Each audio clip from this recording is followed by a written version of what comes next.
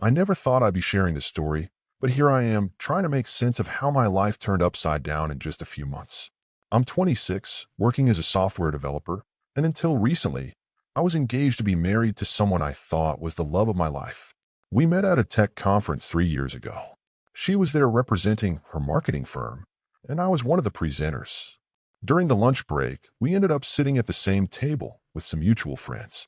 She had this way of making everyone around her laugh, and I found myself drawn to her genuine smile and quick wit. Early in our relationship, she mentioned this guy from her college days, Drake. According to her, he'd always had feelings for her and wouldn't leave her alone, constantly messaging her on social media and trying to convince her to give him a chance. We used to laugh about how persistent he was. She would tell me how annoying she found his behavior. I'm not what you'd call traditionally impressive, just an average guy who happens to be good with computers. But with her, I felt special. After 2.5 years of dating, I decided to propose. I planned it carefully, saved up for months to buy the perfect ring, and chose Christmas Eve to pop the question. I arranged for both our families to be there when I got down on one knee during our annual holiday dinner. When she said yes, the joy in her eyes made me feel like the luckiest person alive. Since her parents weren't in a position to help financially, and she was between jobs after recently leaving her marketing position, I took charge of the wedding planning. I had decent savings and a good job, so I started booking vendors, looking at venues, and putting deposits down for everything from the photographer to the flowers. Things were going smoothly until one evening while watching a movie at home. We started talking about bucket lists and things we wanted to try together. The conversation drifted to relationships and experiences, and she brought up the idea of trying something new together. When she suggested including someone else in our relationship, I was surprised but tried to keep an open mind. However, when she mentioned that she had someone specific in mind, Drake, I felt like someone had dumped a bucket of ice water over me. I asked her why him, of all people, especially after everything she'd said about him before. Her response was simple. She found him physically attractive. When I questioned the sudden change in her attitude toward him, she brushed it off, saying it would be a one-time thing and that it didn't mean anything. I told her we needed to set clear boundaries and that I wanted to meet him first before agreeing to anything. Over the next few weeks, she became increasingly excited about the idea, showing me hotels she'd looked up and constantly bringing up potential dates. Despite my insistence that we needed to discuss everything properly first, she kept pushing the subject. Little did I know, my world was about to crumble around me. One afternoon, while she was napping, something made me check her phone. I'm not proud of it, but my gut was screaming that something wasn't right. What I found destroyed the messages, pictures, and plans between her and Drake going back several months. They had been meeting up while I was at work, and she had even sent him relationship compatibility tests to see how well they matched. When she woke up and found me with her phone, everything exploded. She started crying, saying she was sorry and didn't know what she was doing. I couldn't even look at her. I grabbed some clothes and my laptop and left for a hotel nearby. I needed space to think. That's when the real drama started. Her mom called me, going off about how I was being childish and ruining everything over nothing. According to her, I was the one who brought up the idea of including someone else in our relationship, so I had no right to be upset. I hung up without arguing. What was the point? They didn't know the truth. I spent that night canceling everything I could, the venue, the caterer, the photographer. With each cancellation, the reality of what was happening sank in deeper. The next morning, my phone was flooded with messages from her family. Her dad sent this long text about how I needed to man up and stop acting like a child. Her sister called me immature and said I was throwing away a good thing over my own insecurities. My ex kept calling and texting, begging me to come back home, saying we could work things out. But how do you work out months of lying?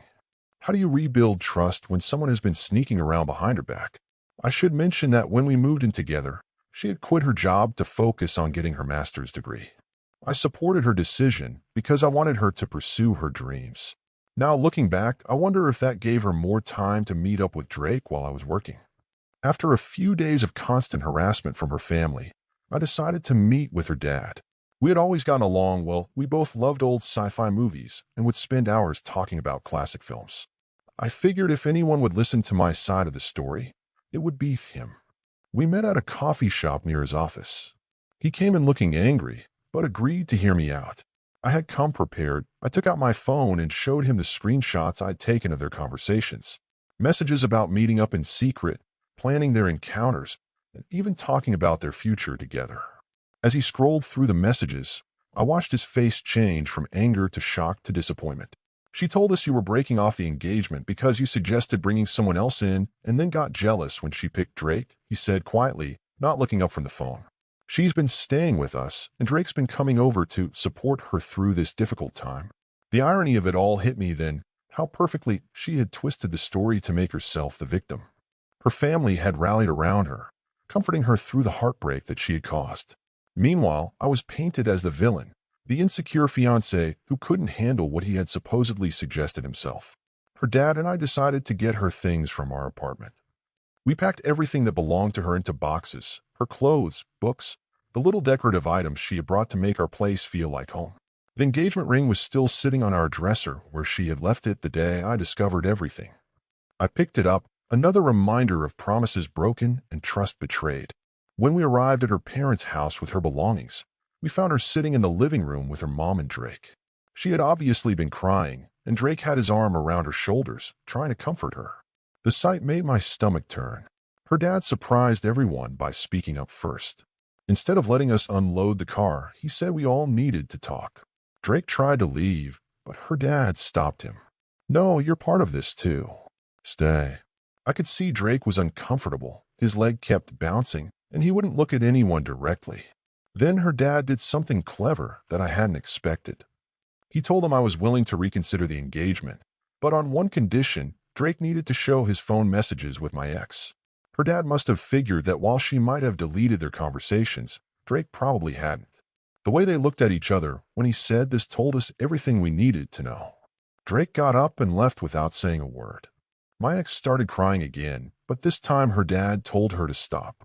He explained that I had shown him proof of their affair, and he was ashamed of her behavior, not just the cheating, but lying to everyone about what really happened. Her mom couldn't believe it at first, so I showed her the screenshots too. Both parents were furious. Her dad went to unload her things at the driveway and told her she needed to find somewhere else to stay. She wasn't welcome at their house anymore. After everything came out, I went home feeling empty. The adrenaline had worn off, and reality was setting in. I got one more call from my ex but didn't answer it. I talked to my building security about not letting her in and blocked her number. I made posts on social media explaining what really happened and included screenshots of their conversations to prevent her from twisting the story anymore. Most of the wedding vendors were understanding and refunded my deposits.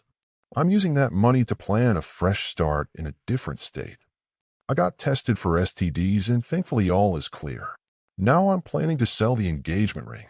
Looking back, I realized that love can make you ignore red flags that seem so obvious now. When she suddenly changed her story about Drake, when she became obsessed with the idea of including him in our relationship, when she started finding more and more reasons to be home during the day, these were all signs I chose to ignore. I'm sharing this story not because I want sympathy, but because I learned something important. Trust your gut. If something feels wrong, it probably is. And when someone shows you who they really are, believe them the first time. I don't know what the future holds, but I know it's better than staying with someone who could lie so easily and betray me so completely.